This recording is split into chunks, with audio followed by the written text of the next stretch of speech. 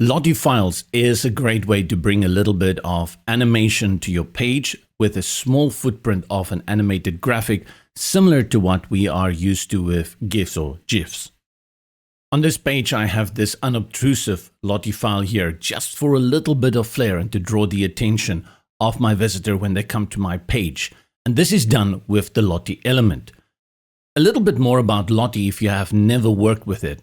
Lottie files is a format in which you can bring animated graphics to your pages, social media, and to your websites.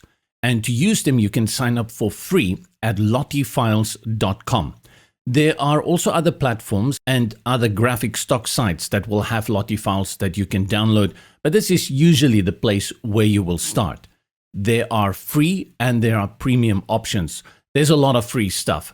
As mentioned, you need to sign up for a Lottie Files account. There's no way you're going to download from them without signing in.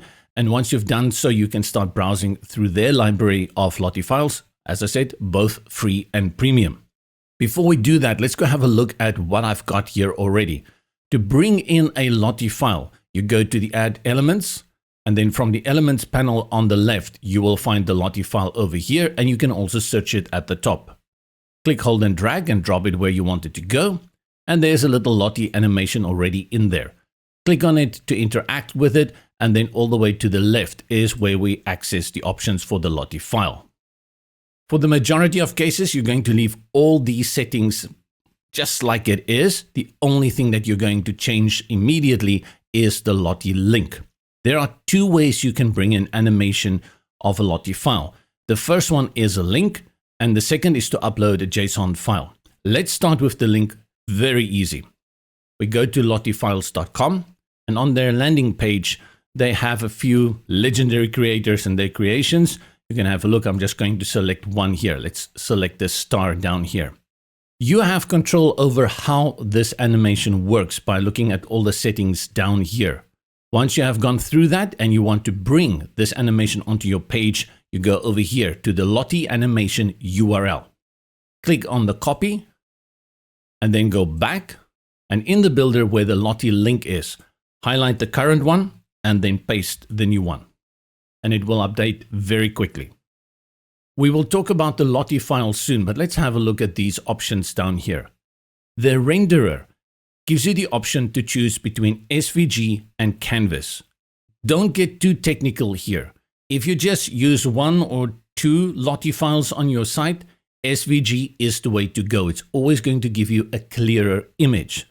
It could be that you have a very complicated Lottie file or many Lottie files on a web page, and you can see that the animation is just a little bit stocky and skipping and hopping around. Then you choose Canvas. It's not going to give you that super sharp rendering. It's not going to be that sharp, but it's going to give you the smooth animation. So we leave it on SVG. Autoplay means the animation starts playing as a person loads the page. You can also reverse the Lottie. You can let it play just once, and then you have control over the speed, and you can make it go much quicker, but a setting of 1 is preferable. These are the settings for the Lottie animation, nothing to it. Let's look at the second way you can bring in a Lottie file, and that is with the Lottie file JSON upload. Let's go back to lottiefiles.com, close this one, and we choose another animation, this little purple monster here.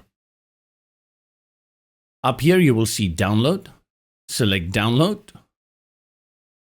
From the drop-down you see there are a number of ways you can download this one, and the one that we will focus on is the Lottie JSON. I'll click on Lottie JSON, and the quick download already appears here in the bottom left-hand corner.